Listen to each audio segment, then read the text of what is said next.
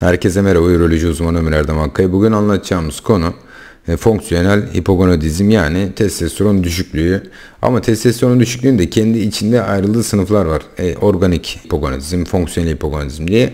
Niye fonksiyonel hipogonadizm anlatıyorum? Çünkü polikliniğe gelen hastaların, bize başvuran hastaların testosteron düşüklüğünde çok önemli bir kısmı fonksiyonel hipogonadizm. Ve hatta bu videoyu seyrediyorsanız sizde de olabilir fonksiyonel hipogonadizm. Bu ne demek? Fonksiyonel hipogonadizm ne demek? Onu da anlatayım kısaca. Yani hipofiz bezinin hormon üretiminin düşük olmasına bağlı olarak testislere gelen uyarının az olması ve buna bağlı olarak da testosteron düşük olması. Yani testisler suçlu değil testosteron düşüklüğünde. Hipofiz bezi, beyin suçlu yani. Birçok hasta, polikliniğe gelen hastanın %90'ı bu şekilde hasta. Yani testisler az uyarılıyor. Neden az uyarılıyor? İşte hasta şişman, tansiyonu var, şekeri var, damar hastalıkları var, beslenmesi berbat, uyku hali berbat, ya hasta sedanter, hareketsiz filan gibi, işte manyetik alanlar, şu bu, çevresel toksinler, bir sürü şey var. Hastada fonksiyonel hipogonadizm yapması gereken durumlar. Peki hani bu niye sıkıntı oluşturuyor? İşte eskiden bundan 70-80 sene önce, 100 sene önce testosteron 600-1000 bandındayken şimdi testosteron da bozulmaya başladı, azalmaya başladı. Sperm kalitesi de azalmaya başladı. Buna bağlı işte kısırlık da meydana gelmeye başladı erkeklerde. Dediğim gibi birçok sebebe bağlı olarak bunlar meydana geliyor. Şimdi bizim burada vereceğimiz tedavi önemli. Neden önemli? Tedavide şimdi biz zaten testis hasarı varsa, genetik bozukluk varsa ya da hasta çocuk istemiyorsa tamam, dışarıdan testosteron tedavisi organize ediyoruz. Zaten aslında en kolay tedavi. Dozlarını ayarla, enjeksiyon aralıklarını ayarla. Hastada durumu stabilse, eğer şey de yoksa, kontraindikasyon dediğimiz, yani kullanamayacak bir durum yoksa hasta bunu kullanabiliyor. Ömür boyunca kullanabiliyor bunu. Ama tabii biz testosteron bağımlı hale getirmiş oluyoruz hastayı bir şekilde. Amerika'da, yurt dışında ya da Avrupa'da bir sürü insan var, yani 10 yıllardan beri kullanıyor. Neden kullanıyor? İşte hastada cinsel isteksizlik, sertleşme bozukluğu, enerjide azalma, depresif semptomları düzelttiği için, yani hastanın yaşam kalitesini arttırdığı için, aynı zamanda kalp ve damar sağlığına iyi geliyor. Hani daha önceki videolarda da anlatmıştık zaten, testosteron eksikliği olan hastalarda, erkeklerde bütün ölümlere bağlı sebeplerin, oranların daha yüksek olduğu, kardiyovasküler olayların daha sık gözlendiği gibi birçok çalışma zaten yayınlandı bu konuyla ilgili. Testosteron eksikliği olan hastalar birazcık daha şanssız olan bir grup. Şimdi biz peki bunun tedavisini nasıl vermeliyiz? Önemli olan bu. İşte bu yüzden biraz önce fonksiyonel hipogonadizm dediğimiz, yani fonksiyonel testosteron eksikliğinin üzerine durmak istedim. Şimdi hipofizi nasıl çalıştırmalıyız? Biz hipofizi çalıştırırken aynı zamanda testosteron üretimini arttırıyoruz ama bu testosteronun reseptörleri var. Androjen reseptörleri deniyor buna. Bunlara gidip bağlandığı zaman tabii aktif hale geliyor. İşte bu mesela testosteronla androjen reseptörlerin arasındaki duyarlılığı da, İletişimi de, yani testosteron gidip bağlandığı zaman androjen reseptörüne, hücrede aktif olmasını da arttırmak gerekiyor. İşte hani hastanın kilo vermesi, kronik hastalıklarına dikkat etmesi, yemesi, beslenmesi, stresi ve uyku kalitesine dikkat etmesi gerektiğini daha önce bir sürü 50 tane videoda anlattık belki. Onları zaten zaman zaman seyrediyorsunuz.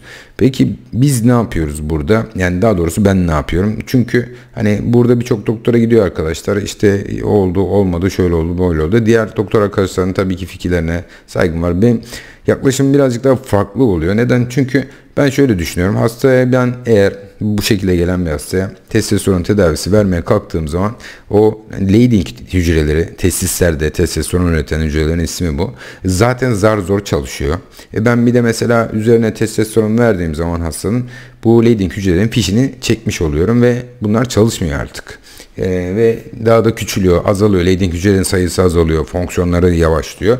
Yani vücudun kendi kendine ürettiği testosteronu sabote etmiş oluyorum iyice. Ne oluyor? Tabii testislerde küçülme oluyor, şu bu filan. Ama ben diyorum ki, eğer rezerviniz varsa, testosteron üretecek Leydig hücreleriniz varsa, bunları niye daha güçlü bir şekilde uyarmayalım, daha güçlü bir şekilde çalıştırmayalım bunları? Aslında bu daha zor bir tedavi. Daha testosteron vermek daha tembel bir tedavi hasta için, daha kolay bir tedavi. Ama 40 yaş altındasınız. Testiküler rezerviniz var. Çalışmaya hazır bir rezerviniz var. Ama uyarı gelmiyor dışarıdan. İşte biraz önce anlattığım sebepler, onlar toparlanabilir ama aynı zamanda biz hastalarımızda selektif östrojen reseptör modülatörü dediğimiz işte tamoksifen, klomifen gibi ilaçlar kullanıyoruz. Neden? Çünkü LH'ı arttırıyorsun, FSH'ı arttırıyorsun. Başka selektif östrojen reseptör modülatörleri de var. Bunlar ne? Reloxifen, termofen gibi başka ilaçlarda da çalışmalar yapılmış. Şimdi bu ilaçlar bazen görüyorum başka videolarda işte meme kanserinde kullanılıyor diyor. Tabii ki başka hastalıkta kullanılıyor diye bunda kullanılmayacak diye bir şey yok. Biz de bunları kendimiz uydurmuyoruz. Sonuç olarak bunlarla ilgili yapılmış bir sürü bilimsel çalışma var. Böyle bir tedavi metodu da var. Hani bu benim uydurduğum, benim iddia ettiğim bir tedavi metodu da değil zaten halihazırda tüm dünyada yapılan bir tedavi metodu. Şimdi burada biz selektif östrojen reseptör modülatörü verdiğimiz zaman hipofizden hastalarda LH salgılanmaya başlanıyor. FSH salgılanmaya başlıyor. Bunlar testise gidip hem sperm üretimini arttırıyor. Hastada kısırlık varsa kısırlık tedavisi çözülmüş oluyor. Hem de testosteron üretimini arttırmış oluyor. Tabii ki bunu doktor kontrolünde laboratuvar testleriyle kontrollü bir şekilde yapmak gerekiyor. Neden? Çünkü bu ilaçları verdiğimiz zaman hastalarda östrojen artıyor. Östrojen artışına bağlı seks hormonu Biden globulin artıyor. Ve eğer kontrol altına almazsanız östrojeni belli bir süre sonra serbest testosteron tekrar düşüyor. Çünkü klomifen kullanan hastalarda şöyle bir durum oluyor ya da tamoksifen. Hocam başlarda iyiydim ama sonradan etkisi azaldı diye. Vücut tampone ediyor. Dediğimiz gibi östrojen artışı arkasından seks hormonu Biden globulin artışı arkasından serbest testosteron azalma gibi bir süreç izliyor. O zaman da işte aromataz inhibitörlerini kullanmak gerekebiliyor. Aromataz inhibitörleri bize östrojen seviyesini düşürerek serbest testosteron seviyesinde bir artış ya da yarattığımız artışın sabit kalmasını kontrol etmemizi, regüle etmemizi sağlayabiliyor. Tabi bunlar biraz karışık konulara baktığımızda aslında bizim buradaki amacımız anlatmaya çalıştığım videoda özellikle hani insanlardaki testiküler rezervi koruyarak testosteron seviyesini arttırma. Amaç niye peki, yani niye testosteron kullanmıyoruz da insanlardaki testiküler rezervi kullanalım diyoruz. Şundan dolayı diyoruz. Çünkü ben bu tedaviyi bu verdiğimiz ilaç tedavisi, testosteron dışında kullandığımız ilaç tedavisini hastadan çektiğim zaman ne oluyor? Hasta kendi normal hayatına devam ediyor. Yani normal fizyolojik döngülerine devam ediyor. Ki yeter ki hasta kilo versin, spor adaptasyonu yapsın, diyet profilini değiştirsin, uykusunu, hijyenini arttırsın. Tabi bunları testosteron artışıyla daha kolay bir şekilde yapıyor hasta. Ama testosteron düşük hastanın nasıl cinsellik olacak, nasıl spor yapacak?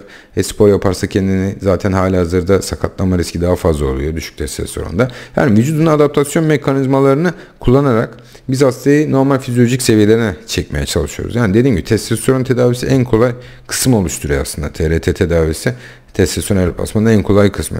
Zor olan, birazcık daha karışık olan, birazcık daha hastaya böyle bireysel olarak yaklaşmaya çalıştığımız zaman hastanın yaşam tarzı değişiklikleri, testislerin testiküler uyarımı sağlanması, daha sonra da bu ilaçların çekilmesi oluşturuyor aslında TRT replasman tedavisini.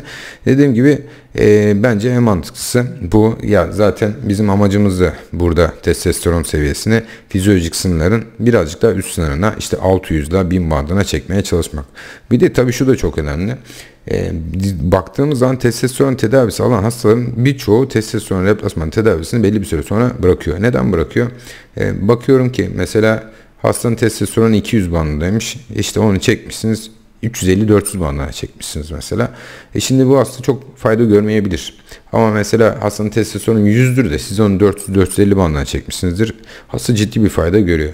Yani hastaların testosteronu 600 bandın, 1000 bandın, 600-1000 bandı aralığına çekmekte fayda var. Tabii Amerika'da, yurt dışında bu testosteron guruları var. Bunlar diyor ki işte 900-1200 arasında olsun, 1200-1500 bandında olsun filan diye. Şimdi onun sonu yok arkadaşlar. Geçen de başka bir YouTube kanalında 2500 haftada 2500 miligram vuruyorum ben diyor mesela arkadaşım bir tanesi. Bunlar çok çok yüksek. 2500 özellikle oldukça yüksek. Fizyolojik sınırların çok üstünde. Hani fizyolojik sınır herhalde 50 katı filan alıyor. Bu da tabii sıkıntı oluşturabiliyor kişide. Genel olarak bu şekilde. Dinlediğiniz için teşekkürler.